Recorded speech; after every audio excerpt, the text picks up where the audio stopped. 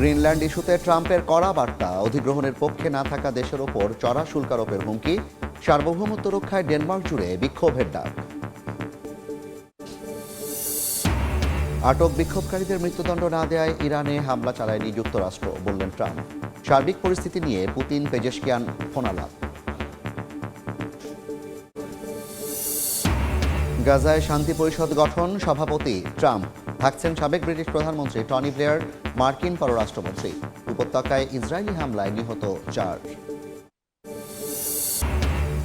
এবং নির্মাণ শ্রমিকের রহস্যজনক মৃত্যু ঘিরে রণক্ষেত্র ভারতের মুর্শিদাবাদ। সড়ক অবরোধ করে বিক্ষোভ। বিজেপি শাসিত রাজ্যে বাংলায় কথা বললেই চলছে অত্যাচার, অভিযোগ মমতার।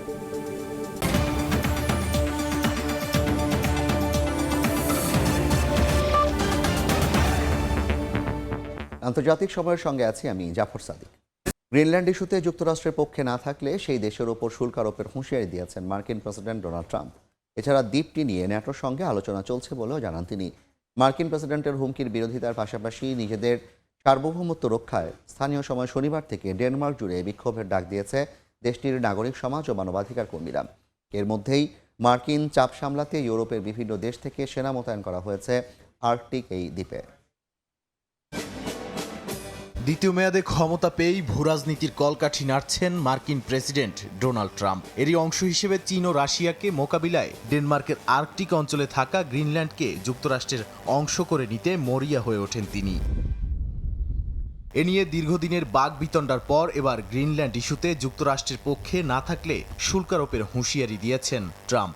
এই প্রথম দ্বীপটির বিষয়ে প্রকাশ্যে বাণিজ্যিক চাপের কথা বললেন তিনি। এমনকি ক্ষেপণাস্ত্র প্রতিরক্ষা ব্যবস্থা ও সামরিক প্রস্তুতির কথাও তুলে ধরেন। যদিও কী ধরনের পদক্ষেপ নেওয়া হবে সে বিষয়ে নির্দিষ্ট কিছু বলেননি ট্রাম্প। দ্বীপটি নিয়ে ন্যাটোর সঙ্গে আলোচনা চলছে বলেও জানিয়েছেন মার্কিন প্রেসিডেন্ট। ডেনমার্কের স্বায়ত্তশাসিত অঞ্চল গ্রিনল্যান্ড ঘিরে ন্যাটোর কয়েকটি দেশ আর্কটিকে নজরদারি বাড়িয়েছে। এর মধ্যেই গ্রিনল্যান্ডে পৌঁছেছে ফ্রান্স, জার্মানি সহ ইউরোপের বিভিন্ন দেশের সামরিক সদস্যরা। যদিও সেনা মোতায়েনে অংশ না নেয়ার কথা জানিয়েছে পোল্যান্ড। এদিকে ডেনমার্ক বলছে ন্যাটোর কোনো মিত্র আরেক মিত্রকে আক্রমণ করবে এমনটা তারা কল্পনাও করে না। তাদের নজর যুক্তরাষ্ট্র নয়, ভবিষ্যতে রাশিয়ার বাড়তে থাকা তৎপরতার দিকে। অন্যদিকে মার্কিন প্রেসিডেন্টের হুমকির বিরোধিতার পাশাপাশি নিজেদের সার্বভৌমত্ব রক্ষায় স্থানীয় সময় শনিবার থেকে ডেনমার্ক জুড়ে বিক্ষোভের ডাক দিয়েছে দেশটির নাগরিক সমাজ ও মানবাধিকার কর্মীরা। নাদিম মারজান, সময় সংবাদ। ইরান বিক্ষোভকারীদের মৃত্যুদণ্ড কার্যকর না করায় যুক্তরাষ্ট্র দেশটিতে হামলা চালায়নি বলে জানিয়েছেন মার্কিন প্রেসিডেন্ট।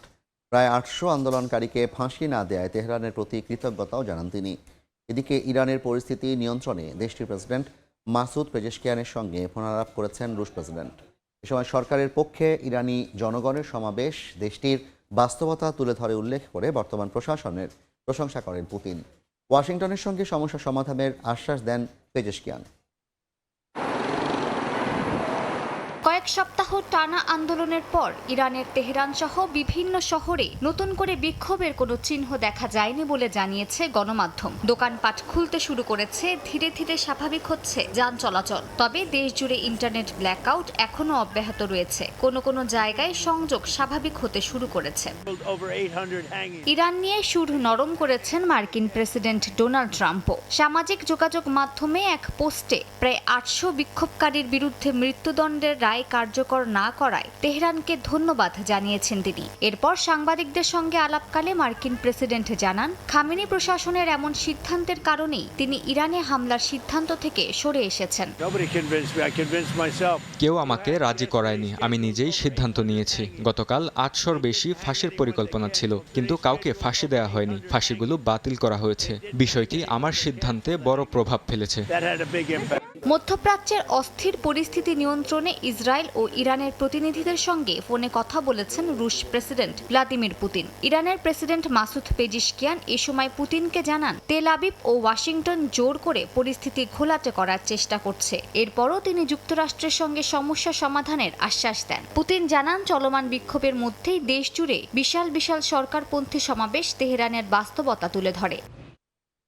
মার্কিন গণমাধ্যম এক্সিওসের তথ্য অনুযায়ী ইসরায়েলের প্রধানমন্ত্রী বিনিয়ামিন নেতানিয়াহুর সঙ্গে ফোনে কথা বলেছেন ট্রাম্প। দুই নেতা ইরানের সাম্প্রতিক পরিস্থিতি নিয়েই আলোচনা করেন। আগেরবারের ফোনালাপে নেতানিয়াহু ট্রাম্পকে ইরানের বিরুদ্ধে সামরিক পদক্ষেপ কিছুটা পিছিয়ে দিতে অনুরোধ করেন, যাতে সম্ভাব্য ইরানি পাল্টা হামলার জন্য ইসরায়েল প্রস্তুতি নিতে পারে।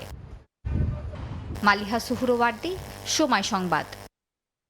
গাজায় অন্তর্বর্তী প্রশাসনের কার্যক্রম তদারকি করতে শান্তি পরিষদ গঠন করেছেন মার্কিন president Donald Trump. White house জানিয়েছে এই পরিষদের সভাপতি ট্রাম্প নিজেই। এছাড়াও মার্কিন পররাষ্ট্রমন্ত্রী মার্কো রুবিও, ট্রাম্পের বিশেষ দূত স্টিভ উইটকফ, সাবেক ব্রিটিশ প্রধানমন্ত্রী টনি ব্লেয়ার সহ আরও অনেকেই থাকছেন। এদিকে মিশরের কায়রোয় বৈঠক করেছে গাজা শাসনের জন্য গঠিত নতুন ফিলিস্তিনি কমিটি। যুদ্ধবিরতি আলোচনার মধ্যে উপত্যকায় ইসরায়েলি হামলায় 4 ফিলিস্তিনি নিহত হয়েছেন। একদিকে চলছে দ্বিতীয় ধাপে যুদ্ধবিরতির আলোচনা, অন্যদিকে ইসরায়েলি বাহিনীর হামলায় কেঁপে উঠছে গাজা উপত্যকা। শুক্রবার দের আল বালা, বেত লাহিয়া, খান ইউনিস ও নুসাইরাত শরণার্থী শিবিরে হামলা চালায় দখলদার বাহিনী। এতে বেশ কয়েকজন ফিলিস্তিনি হতাহত হন। পশ্চিম তীরেও ইসরায়েলি সেনারা এক কিশোরকে হত্যা করেছে বলে অভিযোগ উঠেছে। পাশাপাশি ইহুদি বসতি স্থাপনকারীদের যন্ত্রণায় অতিষ্ঠ ফিলিস্তিনিরা। রামাল্লাহ ও জেরিকোর মধ্যবর্তী করিডোরে বসবাসকারী ফিলিস্তিনিরা গ্রাম ছাড়ার প্রস্তুতি নিচ্ছেন। গাজায় যুদ্ধবিরতি চুক্তির দ্বিতীয় ধাপ বাস্তবায়নের অংশ হিসেবে শান্তি পরিষদ গঠন করেছেন মার্কিন প্রেসিডেন্ট ডোনাল্ড ট্রাম্প। শুক্রবার পরিষদ সদস্যদের নাম ঘোষণা করেছে হোয়াইট হাউস। এই বোর্ডের সভাপতি ট্রাম্প নিজেই। এছাড়াও মার্কিন পররাষ্ট্রমন্ত্রী মার্কো রুবিও, ট্রাম্পের বিশেষ দূত স্টিভ উইটকফ, সাবেক ব্রিটিশ প্রধানমন্ত্রী টনি ব্লেয়ার, ট্রাম্পের জামাতা জ্যারেড কুশনার সদস্য হিসেবে থাকছেন। আরও থাকছেন মার্কিন ধনকুবের মার্ক রোয়ান, বিশ্বব্যাংকের প্রেসিডেন্ট অজয় বাঙ্গা এবং ট্রাম্পের উপদেষ্টা রবার্ট গ্যাব্রিয়েল। পাশাপাশি জাতিসংঘের মধ্যপ্রাচ্য বিষয়ক সাবেক দূত নিকোলাই ম্লাদেনভ গাজায় উচ্চ পর্যায়ের প্রতিনিধি হিসেবে দায়িত্ব পালন করবেন। তবে পরিষদ সদস্যদের দায়িত্ব কি হবে তা এখনও স্পষ্ট নয়।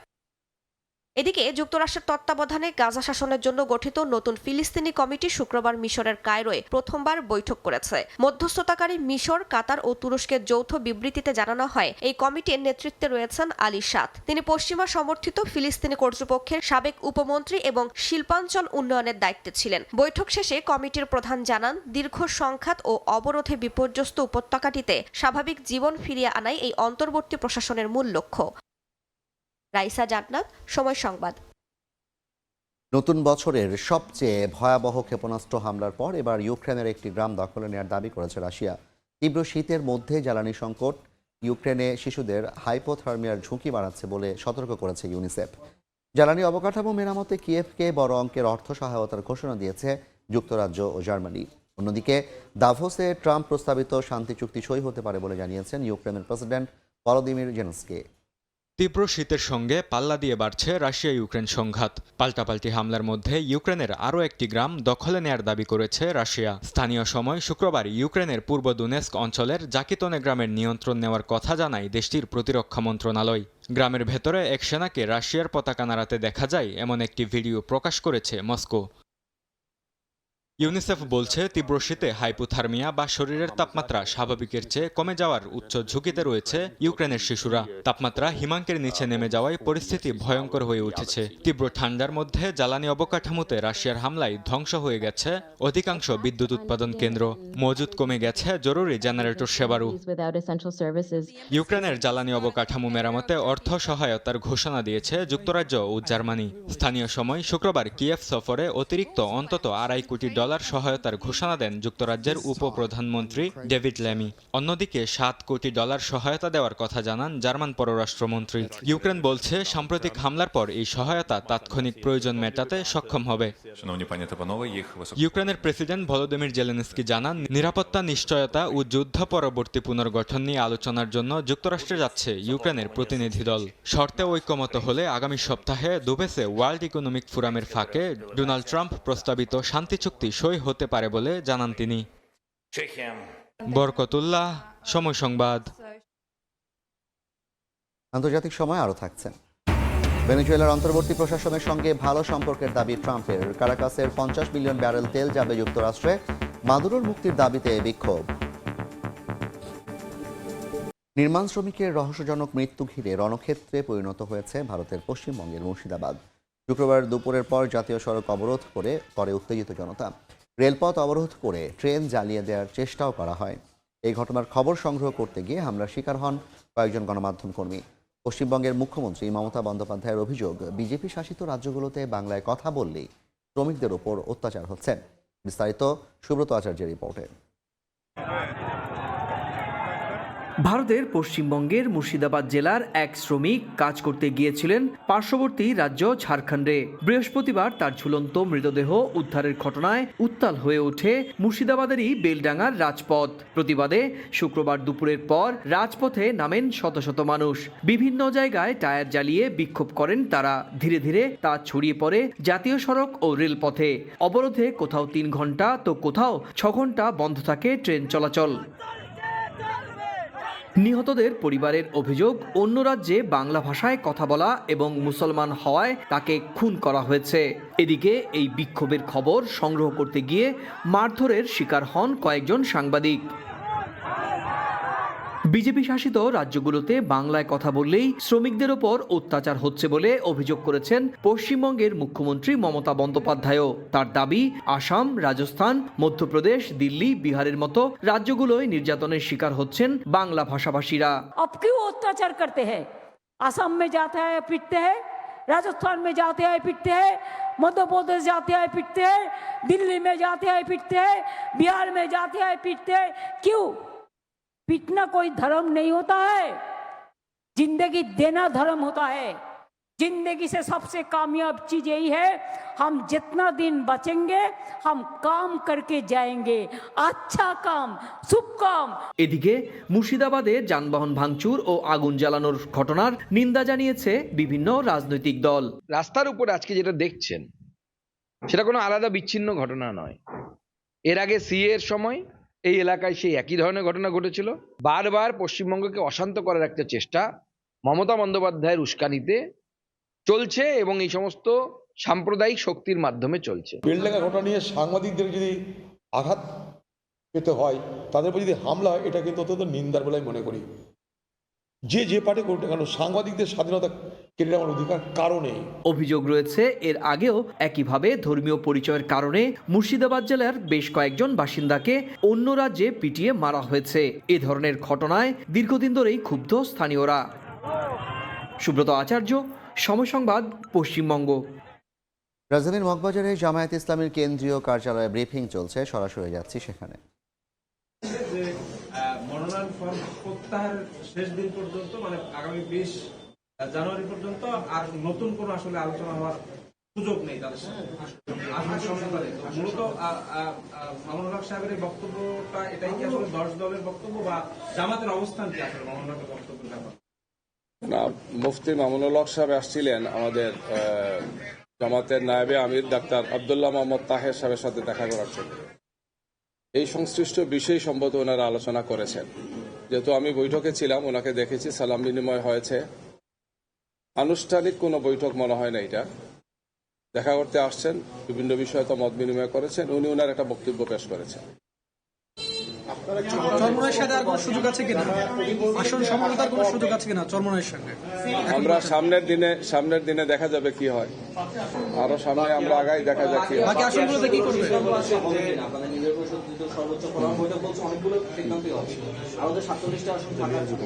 জি, যে 47টি আসন আমরা রেখেছিলাম, তো সেই আসনগুলো সম্পর্কে আমরা লিয়াজো কমিটিকে দায়িত্ব দিয়েছি। লিয়াজো কমিটি যেটা আছেন তারা সেটা বিষয়ে আলোচনা করছেন এবং সেটা একটি আলোচনা করে ওনারা সিদ্ধান্তে পৌঁছার পরে আমরা আপনাদেরকে জানাবো। চূড়ান্ত সিদ্ধান্ত হলে আপনারা জানবেন। হতে পারে সেটা সিদ্ধান্ত চূড়ান্ত হয়ে গেলে আমরা আপনাদেরকে অবহিত করব। আজকে সম্ভবত আর আমরা বলার সুযোগ পাবো না, অনেক সময় চলে যাবে তো রাতে। সরাসরি যুক্ত ছিলাম বাংলাদেশ জামায়াত ইসলামীর কেন্দ্রীয় কার্যালয় থেকে। ভেনেজুয়েলার অন্তর্বর্তী নেতাদের সঙ্গে ভালো সম্পর্ক রয়েছে বলে জানিয়েছেন যুক্তরাষ্ট্রের প্রেসিডেন্ট ডোনাল্ড ট্রাম্প। এদিকে ভেনেজুয়েলার বিরোধী দলীয় নেত্রী মাচাদো বলেছেন, ভেনেজুয়েলায় অবৈধ শাসন ব্যবস্থার অবশিষ্ট অংশ ধীরে ধীরে ভেঙে যাবে। স্থানীয় সময় শুক্রবার ফ্লোরিডার পাম বিচে সড়কের নামকরণ অনুষ্ঠানে সম্মানসূচক সিগন বোর্ডের উন্মোচনে বক্তব্য রাখেন প্রেসিডেন্ট ডোনাল্ড ট্রাম্প। এ সময় ভেনেজুয়েলার পরিস্থিতি ও দেশটির তেলের সরবরাহ নিয়ে কথা বলেন ট্রাম্প। গত এক সপ্তাহে ভেনেজুয়েলায় অনেক পরিবর্তন এসেছে জানিয়ে ট্রাম্প বলেন, দেশটির বর্তমান নেতৃত্ব অন্যান্য কর্মকর্তাদের সঙ্গে তার ভালো সম্পর্ক রয়েছে। ট্রাম্প জানান, ভেনেজুয়েলা থেকে 50 মিলিয়ন ব্যারেল তেল আসছে যুক্তরাষ্ট্রে, যার মূল্য প্রায় $5.2 বিলিয়ন। একই দিনে ওয়াশিংটনে সাংবাদিকদের সঙ্গে কথা বলেন ভেনেজুয়েলার বিরোধী দলীয় নেতা মারিয়া করিনা মাচাদো। জানান, ভেনেজুয়েলায় অবৈধ শাসন ব্যবস্থার অবশিষ্ট অংশ ধীরে ধীরে ভেঙে যাবে এবং একটি সুশৃঙ্খল নির্বাচনের মাধ্যমে ক্ষমতার শান্তিপূর্ণ হস্তান্তর হবে। বলেন, যারা অবৈধভাবে বহু বছর ধরে ভেনেজুয়েলা শাসন করেছেন তারা শেষ পর্যন্ত নিজেরাই ধ্বংস হয়ে যাবেন। এ সময় মাচাদো প্রেসিডেন্ট দেলসি রদ্রিগেজকে কমিউনিস্ট বলেও মন্তব্য করেন। এর আগে স্থানীয় সময় শুক্রবার ভেনেজুয়েলার প্রেসিডেন্ট দেলসি রদ্রিগেজ জানান, তেলের বিক্রি থেকে ইতোমধ্যেই যে আয় হচ্ছে তা কেন্দ্রীয় ব্যাংকের কাছে আসবে এবং পরবর্তীতে বিদেশি মুদ্রার বাজার ব্যবস্থার মাধ্যমে বেসরকারি ব্যাংকগুলোতে পাঠানো হবে। জানান, একটি চুক্তি স্বাক্ষরিত হয়েছে যাতে ভেনেজুয়েলার বাণিজ্যিক উৎপাদন ও রপ্তানি শুরু হবে। এদিকে ভেনেজুয়েলার রাজধানী কারাকাসে নিকোলাস মাদুরো তার স্ত্রী সিলিয়া ফ্লোরেসের মুক্তির দাবিতে বিক্ষোভ করেছেন সমর্থকরা এবং কৃষিক্ষেত্রের সংগঠনগুলো। মিছিলকারীরা তাকসিমা পতাকা, মাদুরো ও ফ্লোরেসের ছবি হাতে নিয়ে রাজধানীর কেন্দ্র থেকে সরে গিয়ে ভাইস প্রেসিডেন্টের অফিসের কাছে জড়ো হন। নাদিম মারজান, সময় সংবাদ। আন্তর্জাতিক সময় আরও থাকছে। রাশিয়ার কামচাটকায় বরফে চাপা পড়ে নিহত অন্তত 2। শক্তিশালী ঝড়ের কবলে কানাডার টরেন্টো। 10 বছরে প্রথমবারের মতো বরফ জমেছে হাঙ্গেরির লেক ভ্যালেন্স। সিরিয়ার আলেপ্পোর পূর্বাঞ্চলীয় দেইর হাফের শহরের পূর্ণ নিয়ন্ত্রণের দাবি করেছে রাষ্ট্রীয় বাহিনী। কুর্দি বাহিনী ইউফ্রেটিস নদীর পূর্বে সরে যাওয়ার পর এই ঘোষণা দেওয়া হয়। ট্যাঙ্কসহ সেনা অগ্রসর হওয়ার দাবি করেছেন স্থানীয় সাংবাদিকরাও। এর আগে কুর্দি নেতৃত্বাধীন এসডিএফ ইউফ্রেটিসের পূর্বে সরে যাওয়ার অঙ্গীকার করে। একই সময়ে সিরিয়ার প্রেসিডেন্ট আহমেদ আল শারা কুর্দিদের অধিকার স্বীকৃতি দিয়ে একটি ডিক্রি জারি করেন, যেখানে কুর্দিকে জাতীয় ভাষার মর্যাদা এবং কুর্দিদের নাগরিকত্ব দেওয়ার ঘোষণা দেন তিনি।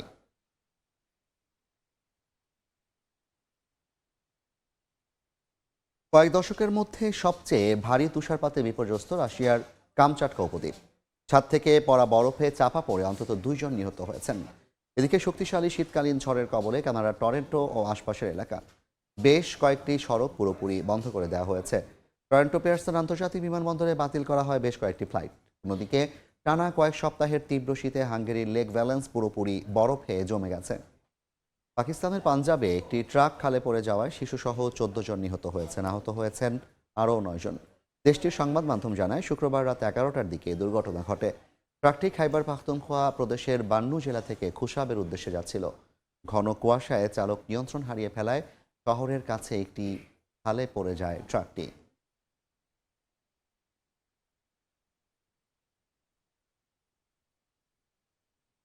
আন্তর্জাতিক সময়ের শীর্ষ সংবাদগুলো জানিয়ে দিচ্ছি আরেকবার। গ্রিনল্যান্ড ইস্যুতে ট্রাম্পের কড়া বার্তা। অধিগ্রহণের পক্ষে না থাকা দেশের ওপর চড়া শুল্ক আরোপের হুমকি। সার্বভৌমত্ব রক্ষায় ডেনমার্ক জুড়ে বিক্ষোভের ডাক। আটক বিক্ষোভকারীদের মৃত্যু না দেয়ায় ইরানে হামলা চালায়নি যুক্তরাষ্ট্র, বললেন ট্রাম্প। সার্বিক পরিস্থিতি নিয়ে পুতিন পেজেশকিয়ান ফোরানা। এবং গাজায় শান্তি পরিষদ গঠন, সভাপতি ট্রাম্প থাকছেন সাবেক ব্রিটিশ প্রধানমন্ত্রী টনি ব্লেয়ার, মার্কিন পররাষ্ট্রমন্ত্রী। উপত্যকায় ইসরায়েলি হামলায় নিহত 4।